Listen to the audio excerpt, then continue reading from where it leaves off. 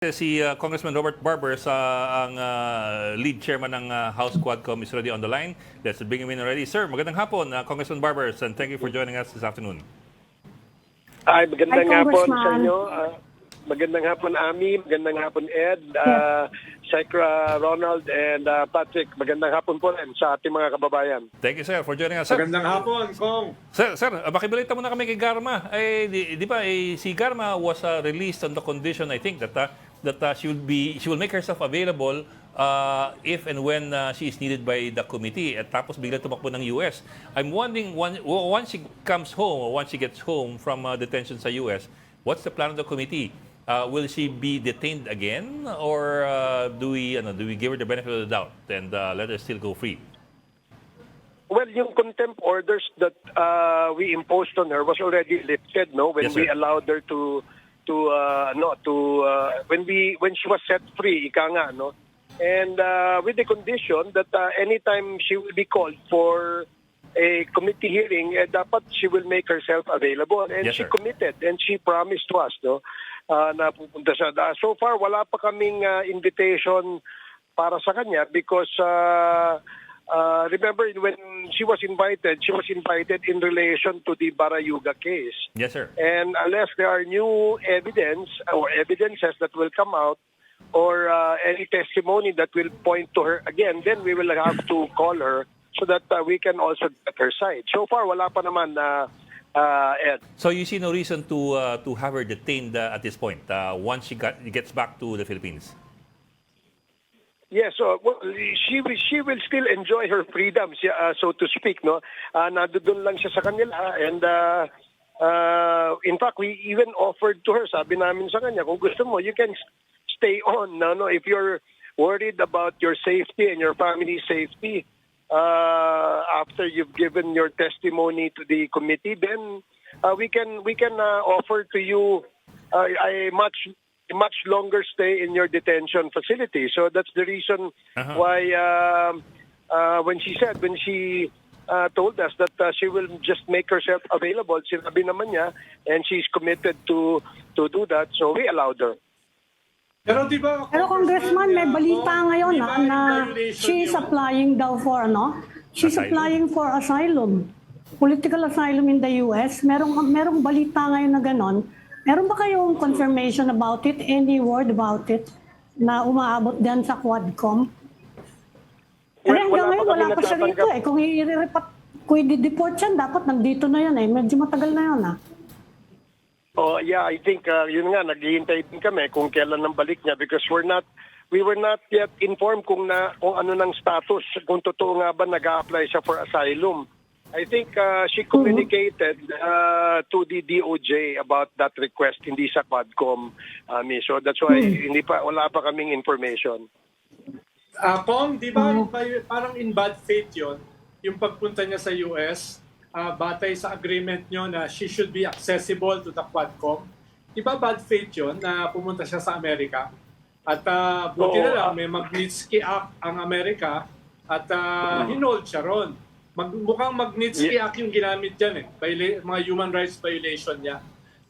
Kahit hindi pa proven. Yes, I think yun nga ang ginamit na basis for her temporary detention sa immigration sa US.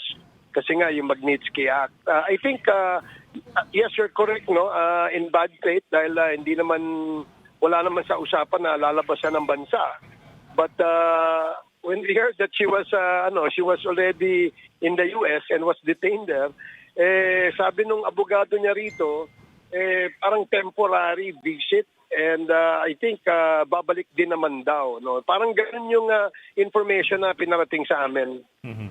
Pero sir, Kung alam naman niya na suspended yung kanyang visa eh. oo nga eh. Alam niya Actually, sir, na yun eh. Bakit tumuloy pa rin siya? So, Yun medyo nga, asylum nga daw. na yan. Ako, I think, Mag-asylum nga daw. kasi nung when Ngayon the pa first na si time, Trump ang presidente, mahihirapan siya mag-asylum. oo nga. Actually, nung first time she was denied entry to the US, nung dumaan siya to sa Japan. August. I Japan. think she was not given the reason why she was denied entry. So siguro, probably na feeling niya na baka meron lang because She has not yet given her testimony. Baka akala niya ang Quad ang may pakana dun sa wala ho kaming kinalaman dun sa kanyang visa sa US. And you know that we don't have any powers to either influence the denial or the approval of her entry to the US. Pero sir, let me change gears naman. When she gets back to the Philippines, whenever that is, do you mean to say that the House will not put any obstacle for her leaving the country again? Sabi nga ninyo, there's no reason to have her in detention at this point. So pag nakabalik siya dito, ibig sabihin she's still free to leave again for maybe another country where she has a visa or ano, ganun. Kasi lumabas na siya nung huli namin siyang nilift ng contempt sa kanya at nag-promise naman siya, a-appear siya. Dapat humingi rin kami ng commitment sa kanya na hindi na siya lalabas ng bansa at any given time while the hearing is not yet terminated. So we will make that clear as soon as makipag-coordinate sa amin si Colonel Garma at saka yung kanyang abogado. That she needs to ask for Baka permission. yung Ed, baka yung DOJ ang pwedeng maglagay sa kanya sa watchlist or hold departure order kung balak nilang magsampa ng kaso dun sa Barayuga case. Yes, I think kaya siguro biglang umalis. Kasi alam niyang wala pa yatang kasong na ipa-file.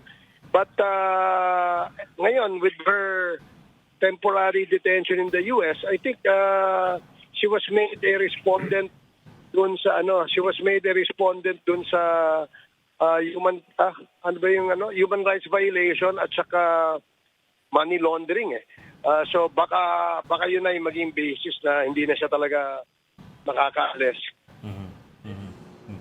Ano, sir? Congressman, change gears lang ako ipapatawag niyo pa ba uli si former President Duterte?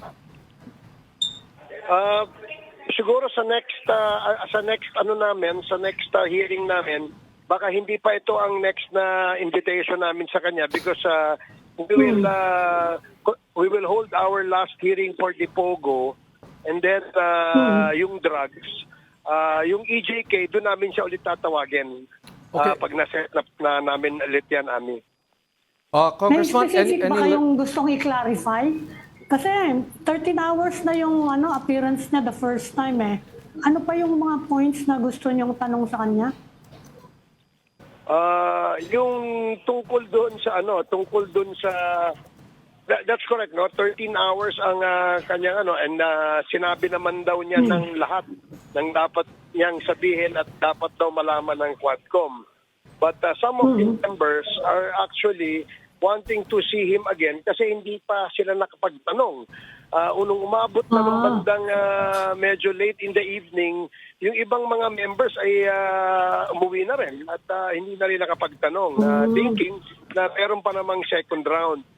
So siguro yun. And we will have to ask them again kung sino pa yung gusto magtanong at ano yung tatanong para maging basis namin if iimbitahan pa namin siya ulit sa susunod na pagdinig. Congressman, any insights on that previous hearing on how it went?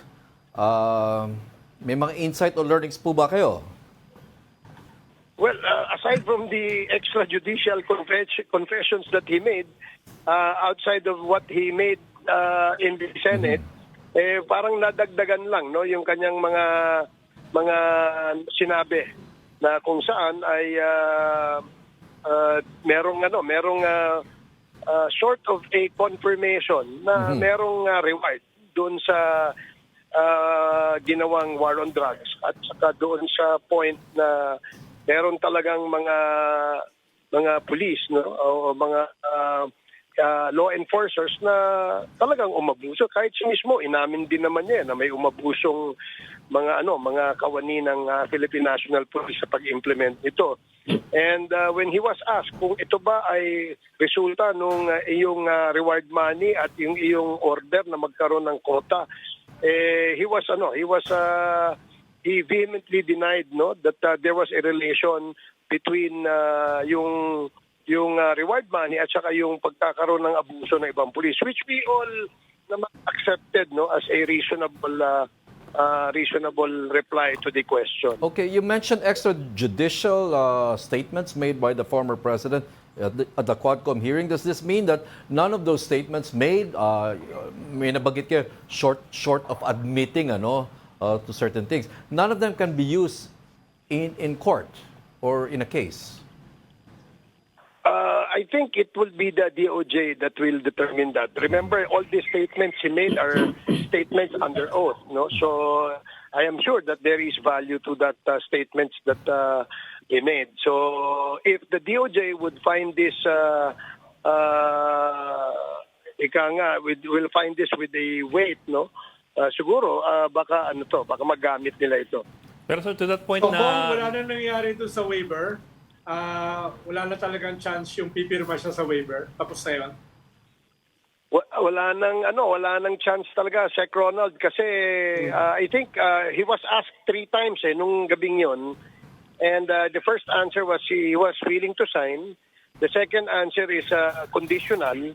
Yung last answer ay sinabi niya hindi na pwede kasi it's a conjugal, it's a joint account between me and my wife, no? So and nung yun yung huling tanong kung willing ba siyang pumirma, sinabi niya talagang hindi na siya makakapirma. Okay, yung conditional ata, condition doon yung sampal. Isa pal. Yun ata yung kung mahirap naman yun. Pumayag naman yung isa. Yun yung conditional. Pumayag naman yung isa. Pero sir, there was talk earlier of inviting former Deputy Ombudsman Arturo Carandang to shed light doon sa sa kanyang investigasyon doon sa bank accounts noong 2016. Unfortunately, nasibak si Carandang, dismissed from service with forfeiture of all benefits. I'm wondering kung itutuloy niyo yung invitation kay Carandang, and if you've heard from the guy already, or is he, I don't know, is he incognito? Yes, there was a motion to invite former Deputy Ombudsman sa next Quadcom hearing, and the invitation was sent. No, I think he has already received it, but he has not replied yet. We're still waiting. Since na-postpone itong aming hearing, supposedly for tomorrow, we will move it for next Wednesday. Siguro to give more time to the other resource persons to reply to our invitation.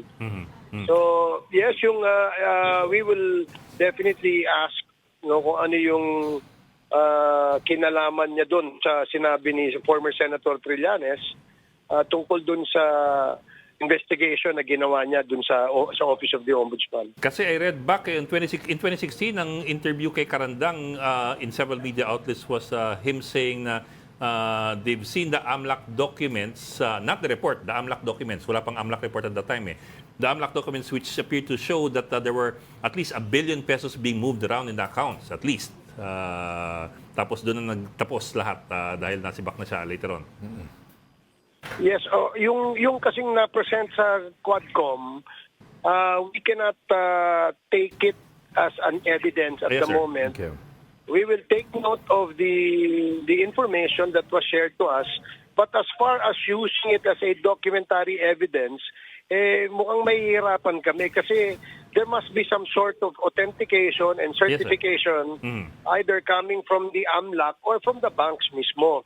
Absent that, mukhang mahirapan kami gamitin ito at Yes, sir. siguro we would just Yes, sir. manifest that there was information that was shared to the Quadcom about that. Actually, sir, I also meant to ask that kasi is AMLAC also going to be invited, and can the committee or can the congressional committee ask for documents from the AMLAC, or is it covered by the Bank Secrecy Law? Kasi I understand in November 2016, mga 2 months after nagsalta tong si Carandang, the ombudsman had to close the investigation because of the refusal daw of AMLAC to provide additional documents to the ombudsman. That's the ombudsman, ha? Hindi na raw nagbigay ng karagdagang dokumentong AMLAC, kaya nagsara sila ng investigasyon dahil walang patutunguhan.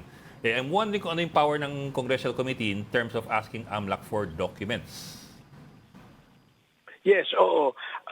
Yun nga, when the information was shared to the committee, nakita natin na mayroong mga transactions doon, alleged transactions between the names that were all listed there, no? Yung pangalan ni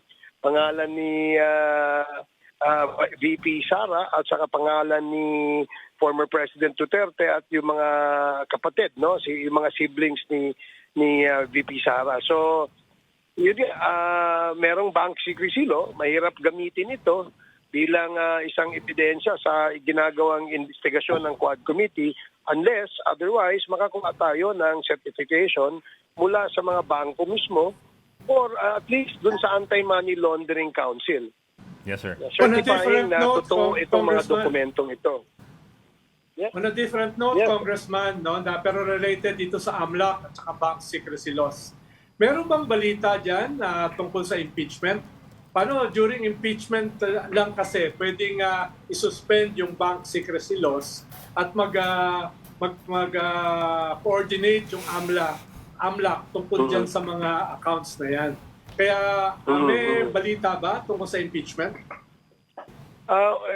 Walang balita sa Ronald no na tungkol sa impeachment dito sa kasalukuyan. In fact, just as we speak ngayon ay patuloy yung investigation ng Committee on Good Government no doon sa confidential funds ng ating pangalawang pangulo.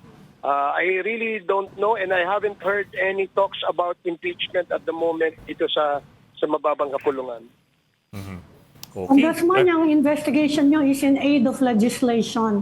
Sa revival niyang issue na yan, sa tingin nyo merong political will ngayon sa House to pass yung matagal nang hinihingi ng gobyerno, i-ease daw or i-lift yung bank secrecy law?